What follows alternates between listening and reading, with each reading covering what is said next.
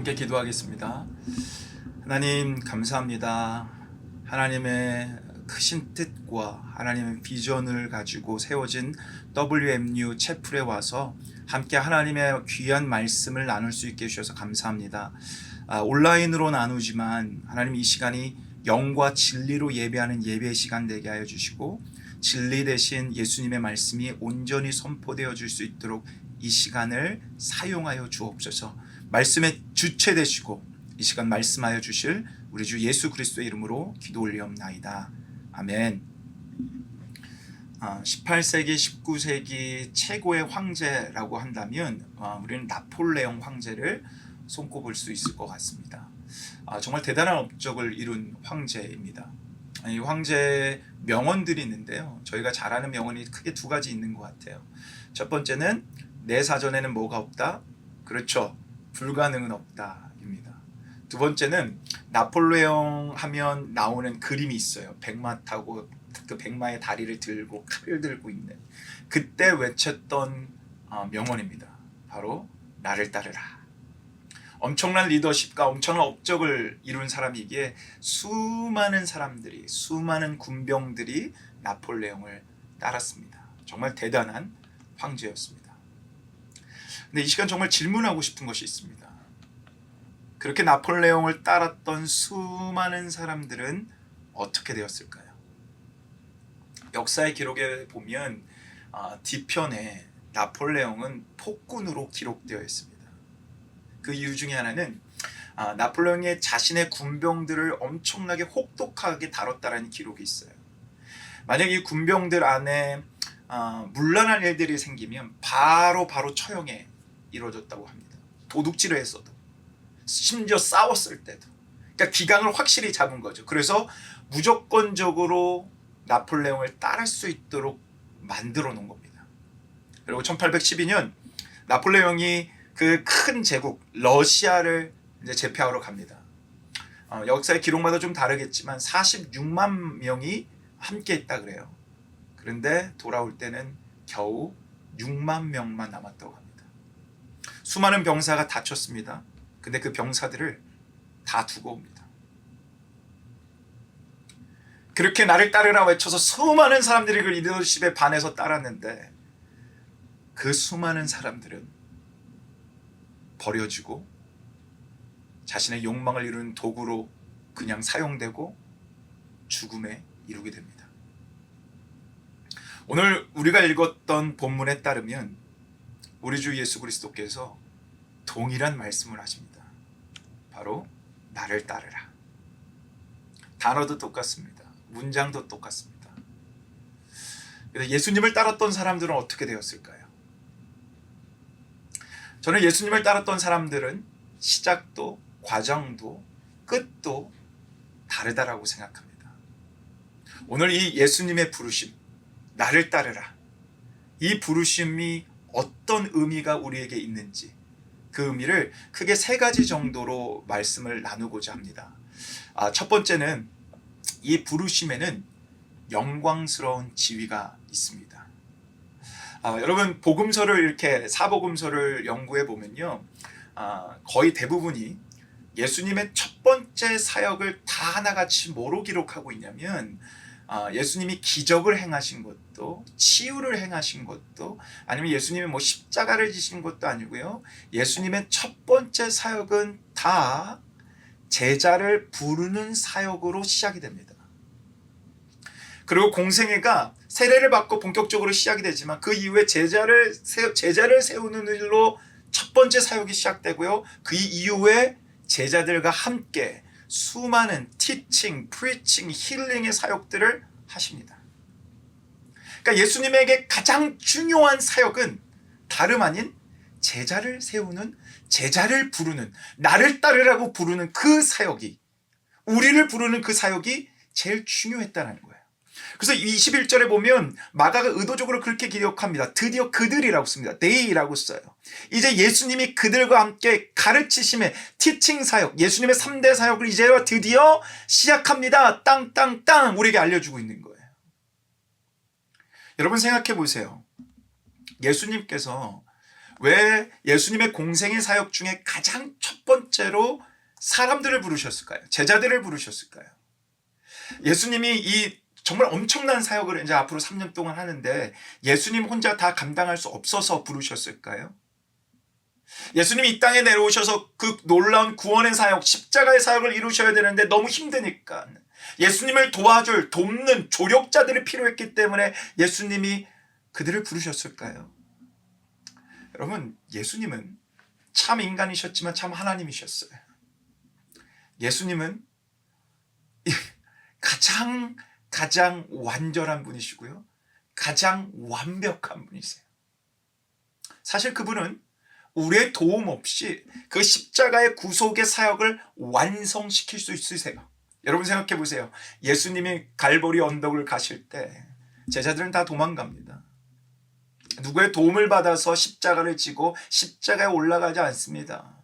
십자가에서 마지막 끝까지 누구의 도움을 받아서 죽지 않습니다. 신포도주까지 예수님은 거부하십니다. 그리고 홀로 그 모든 것들의 구속의 사역을 완성시키십니다. 근데 그분이 오늘 공생의 시작 가운데 제자들을 부르십니다. 그 이유는 도움이 필요해서도 아니면 나폴레옹처럼 자신의 야망을 이루기 위해 도구가 필요했기 때문에 사람들을 부르지 않았습니다. 예수님은 이 영광스러운 사역을 제자들과 우리와 함께 하고 싶으셨습니다. 함께 나누고 싶으셨습니다. 함께 공유하고 싶으셨습니다. 전 예수님의 마음이 그런 마음이었을 것 같아요. 맛있는 맛집에 가면 여러분 누가 제일 먼저 생각납니까? 사랑하는 아내, 사랑하는 가족들이 생각납니다. 사랑하는 친구들이 생각납니다. 이걸 너무 같이 나누고 싶어요. 저는 예수님이 그 마음으로 제자들을 지금 부르고 계신다라고 생각합니다. 고린도전서 3장 9절에 봐보세요. 우리를 감히 하나님의 동역자라고 부릅니다. 저는 이 문장이 너무 감격스러워요. 우리는 하나님의 동역자들이요. coworkers. 아니 우주 만물을 지으신 분이에요. 여러분 우주 만물 속에서 지구는요 먼지만도 못해요. 그 지구 속에 있는 우리는 보이지도 않아요. 그 우주 만물을 지으신 그분이 먼지만도 못한 우리와 동역하고 싶다라는 거예요. 사랑하는 여러분, 예수님의 부르심에는 영광스러운 지위가 있습니다. 그분은 우리의 도움이 필요해서 우리를 써먹으려고 우리를 희생시켜서 자신의 꿈과 야망과 비전을 이루려고 하신 게 아닙니다. 함께하고 싶은 거예요. 이 영광스러운 이 놀라운 복음의 사역을 우리와 함께하며 우리가 남들과는 다른 인생을 살아가기를 원하시는 거예요.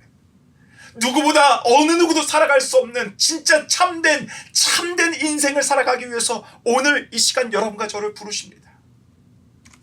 사랑하는 여러분, 여러분을 너무나 위대한 학교 WMU로 부르셨습니다. 하나님의 동역자로 삼으시려고. 여러분을 이 학교로 부르셔서 여러분을 준비하고 계십니다. 근데 그것은 여러분을 써먹으려고 자신의 꿈을 이루는 야망의 도구로 쓰려고 하는 게 아니라 우리에게 하나님의 영광을 쉐어하고 싶으셔서 그러십니다. 여러분 예수님이 이렇게 말씀합니다. 하나님 요한복음 17장에 가보면 하나님 이제 나 십자가 질 때가 됐습니다. 저를 통해서 하나님을 영광 돌리게 하시고 저를 영화롭게 해주세요. 이 얘기 무슨 얘기인지 아세요? 십자가 지는 게 영광이고 십자가 지는 그것이 영화로운 모습이라는 거예요. 여러분과 저를 이 십자가의 사역의 길로 부르셨다면 십자가의 가시밭길로 우리를 고통스럽게 내보내는 것이 아니라 어느 누구보다 영광스러운 하나님의 동역자로 부르고 계신 겁니다. 여러분과 저의 삶을 능력 있는 삶으로 부르신 겁니다. 여러분과 저의 삶을 복된 삶으로 보내신 겁니다. WMU에서 여러분들이 정말 하나님의 귀한 종으로 잘 준비돼 이 영광스러운 지위를 함께 나누는 하나님의 동역자들이 되기를 예수님의 이름으로 축복합니다. 두 번째, 이 부르심에는 은혜로운 갭이 있습니다. 뭐가 있다고요? 은혜로운 갭. 여러분 갭은 간격을 뜻하죠. 틈이 있다라는 거예요. 여러분 이 제자들 뭐라고 처음 부르는지 한번 봐보세요. 예수께서 이르시되 나를 따라오라 내가 너희로 뭐를 사람을 낚는 어부가 되게 하리라. 여러분 저는 이 부분을 묵상하면서 우리 예수님이 래퍼 같았어요. 왜냐하면 이 랩에는 라임이 중요하잖아요. 마치 같이 둘이 이 같이 이렇게 해서 우리 라임이 중요하잖아요. 여러분과 제가 아는 것처럼 제자들은 어부였어요. 지금 갈릴리 그 호숫가 바닷가 앞에서 이들을 부르잖아요. 그들의 어부의 직업을 라임을 살려서 사람을 낚는 어부라고 지금 말씀하고 있는 거예요. 의미가 뭡니까? 여러분 그들은 평생 물고기만 날리는 사람이었습니다. 물고기만 낚는 사람이었습니다. 근데 그들에게 한 번도 생각하지 못한, 그들의 인생 속에서 꿈조차 꿔보지 않았던 사람을 낚는, 사람을 구원시키는, 사람을 살리는 그런 어부가 되게 하겠다라고 지금 불러주시는 거예요. 엄청난 부르심이죠.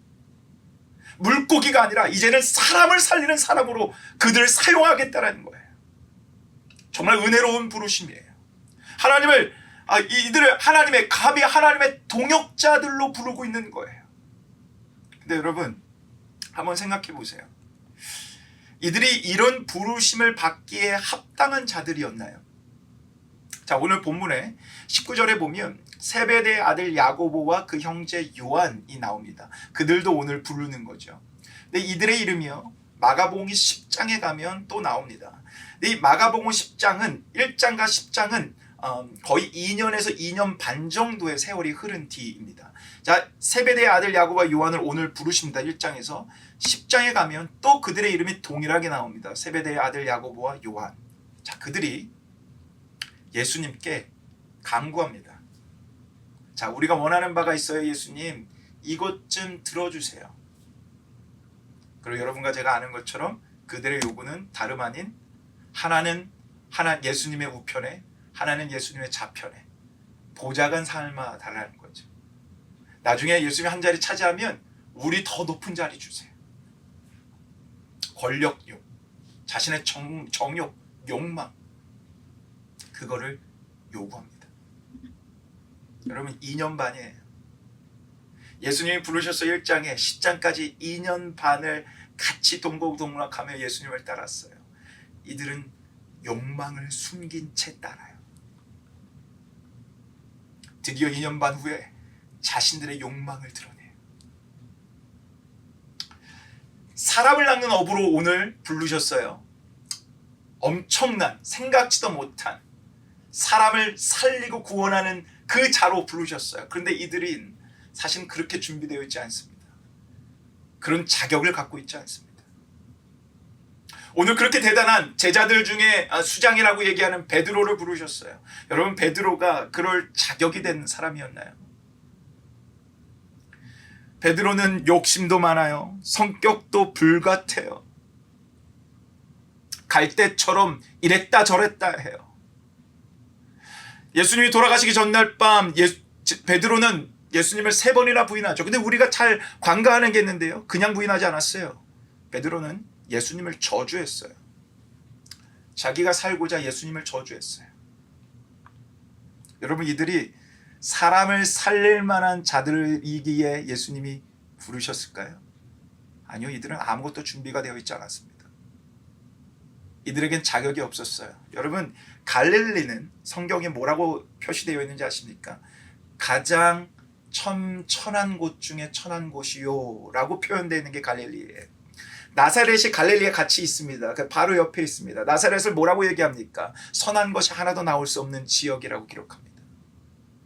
그들은 학벌적으로, 학력적으로 어떤 것도 내세울 수 없는 그런 자였습니다. 근데 그들은 오늘 사람을 낚는 하나님의 동역자로 부릅니다. 여기에는 갭이 있습니다. 예수님은 이런 자로 부르셨는데 지금 이들은 2년 반이 지나도 여전히 욕망덩어린, 여전히 내 욕심이 우선인 사람으로, 다른 사람을 생각지도 않은 사람들로 여전히 서 있습니다. 근데 그럼에도 2년 반 전에 더 준비가 되지 않았던 그들을 오늘 예수님은 부르십니다. 요한복음 1장에 가면 동일하게 예수님이 그 갈릴리 바닷가에서 베드로를 부르는 장면이 나옵니다. 근데 베드로에게 예수님이 이렇게 말씀합니다. 이 말씀을 우리 한번 같이 읽어봤으면 좋겠습니다. 우리 함께 읽어보겠습니다. 시작. 데리고 예수께 오니 예수께서 보시고 이르시되 내가 요한의 아들 시몬이니 장차 게바라 하리라 하시니라. 게바는 번역하면 베드로라. 예수님이 베드로를 딱 보고 아세요. 네가 시몬이구나. 네가 요한의 아들 시몬이구나. 너는 여전히 갈대 같은 자구나. 넌 여전히 흔들릴 거야. 너는 너의 감정대로 살아갈 거야. 감정이 기복이 있을 거야. 너는 말은 내뱉지만 너의 행동은 따라가지 못할 거야. 그런데 봐봐. 너는 장차 게바가 될 거야. 게바는 번역하면 아람어고 이게 헬라어로 하면 피터, 베드로. 그리고 이 베드로는 반석이라는 거죠. 갈대 같은 자가 아니라 반석과도 같은 자가 될 거야. 여러분 여기에 헬라의 신적 수동태가 사용됐습니다. 수동태예요. 스스로 반석이 되는 게 아니라 예수님이 그를 부르며 말씀합니다. 내가 너를 반석으로 만들어 줄게. 내가 너를 반석으로 만들어 줄게. 사랑하는 WMU 우리 동역자 여러분, 예수님의 부르심에는 은혜로운 갭이 있습니다. 제가 처음 신학교를 갔을 때 저는 여러분처럼 이렇게 체프를 참 좋아했습니다. 그리고 이렇게 WMU에 오셔서 이렇게 체프를 듣는 여러분들, 이렇게 부족한 자가 말씀을 전하지만 이렇게 함께 오늘 예배 가운데 말씀을 전하며 만날 수 있어서 얼마나 제 스스로에게 참 복된 순간인지 몰라요. 그리고 이런 좋은 학교에 이런 부족한 저를 불러주셔서 너무나 감사합니다. 제 신학교 시절에 제가 사실은 너무 부족해서 이 목회의 길을 그만두려고 했습니다. 그래서 제 학적부를 나중에 진짜 보실 분은 보시면 알겠지만 제가 한 달 동안 학교를 다니지 않았습니다. 저 같은 사람이 계속 신학교를 다녀서 목회자가 되면 저는 하나님의 이름에 먹칠할 거라고 생각했어요. 그 이유 중에 하나는 저는 신학교 딱 들어가면 제 모든 죄성이 끝날 줄 알았어요. 죄 안 질 줄 알았어요. 제 모든 욕심이 다 끝날 줄 알았어요. 정욕이 끝날 줄 알았어요. 웬걸, 똑같은 거예요. 똑같은 죄성에 흔들려고요. 똑같은 욕심을 갖고 있고 욕망을 갖고 있고 정욕을 갖고 있는 거예요. 그리고 심지어 그 유혹 앞에 넘어지는 저를 봤어요. 그래서 제가 학교를 안 나간 거예요. 이대로 목회자 하면 나는 안 되겠다 하고 포기하려고 했어요. 하나님의 은혜로 이 하나님의 은혜로운 갭을 깨닫게 해주신 거죠. 저는 갭이 하나님이 부르셨다면 이 갭이 없는 줄 알았어요. 하나님 부르셨으면 나는 그냥 바로 목회자처럼 살아갈 줄 알았어요. 아니에요. 예수님이 또 하나님이 부르시는 모든 사람에게는 이 갭이 있어요. 아브라함을 부르세요. 근데 아브라함은 40년이 지나고 나서야 믿음의 아비처럼 조금 살아가요. 어느 누구도 완벽해서 아니면 쓸만해서 부르지 않아요. 우리 예수님이 부르셨다면, 우리 하나님이 부르셨다면, 우리 하나님은 그 은혜로운 갭으로 그 있는 간격을 은혜로 채워주시겠다라는 거예요. 이 말씀 한번 봐보세요. 너희 안에 착한 일을 시작하신 이가 그리스도 예수의 날까지 이루실 줄을 우리는 확신하노라. 할렐루야. 하나님이 여러분을 WMU라는 귀한 학교로 부르셨습니다. 자, 그 부르심에는 우리가 잘나서 우리가 하나님 앞에 그렇게 영광 돌릴 만해서가 아니라 우리에게 은혜로운 그 갭이 채워지는 하나님의 은혜와 영광을 맛보여 주려고 부르신 거예요. 부족할 수 있습니다. 자격 없을 수 있습니다. 그러나 그분이 반드시 채워주실 것입니다. 만들어주실 것입니다. 저는 낙스빌 사랑교회를 지금 14년째 사역하고 있습니다. 저희 성도님들에게 참 감사합니다. 이 부족한 종을 섬겨주셔서. 목회자의 축복 중에 하나는 저는 이 은혜로운 갭을 너무나 잘 채워주는 하나님을 맛볼 수 있다는 거예요. 여전히 부족합니다. 14년 전엔 더 부족했습니다. 그러나 하나님이 저는 나날이 시간이 가면 갈수록 착한 일을 시작하신 그분이 예수의 그리스도의 날까지 분명히 완성해 주실 거라고 믿습니다. 은혜로운 갭은 우리 주 예수님이 채워주실 것입니다. 그 채워주심을 맛보여 주려고 오늘 이 시간 여러분을 WMU, 이 위대한 학교로 부르신 것입니다. 세 번째, 이 예수님의 부르심에는 다른 이들이 있습니다. 여러분 봐보세요. 오늘 베드로를 부릅니다. 요한을 부릅니다. 야고보를 부릅니다. 근데 그들을 불렀지만 그들 안에 그 부르심 안에는 그들만 있지 않고요, 다른 이들이 존재합니다. 이 부르심을 봐보세요. 내가 너희로 사람을, 한국말로는 단수로 되어 있지만 영어나 헬라어 본문에 보면 복수로 되어 있습니다. 사람들을 낚는 어부가 되게 하겠다고 말씀하십니다. 베드로를 불렀는데 베드로를 부른 그 부르심 안에 사람들, 다른 이들이 있습니다. 여러분, 이거는 하나님의 부르심의 공식이에요. 이건 하나님의 부르심의 절대적인 공식이에요. 여러분, 하나님의 부르심에는 I만이 아니라 We가 항상 함께 존재합니다. 이것이 하나님 부르심의 공식입니다. 여러분, 아브라함을 생각해 보세요. 하나님이 아브라함을 부릅니다. 아브라함을 불렀어요. 아브라함의 이름을 불렀어요. 그런데 아브라함의 그 부르심 속엔 하나님의 백성들, 하나님의 나라가 들어가 있어요. 아브라함을 불렀지만 아브라함의 부르심 속에는 하나님의 백성이 들어가 있습니다. 모세를 부릅니다. 실패하고 패배자로 살아갔던 모세 이름을 부릅니다. 근데 그 모세를 부르신 그 부르심 속엔 하나님의 백성이, 구원받을 하나님의 백성이 함께 들어가 있습니다. 오늘 베드로를 부르지만 베드로를 통해 예수 그리스도 앞에 나올 수많은 다른 이들, 사람들이 함께 있습니다. 저는 이게 영광스러운 부르심이라고 생각합니다.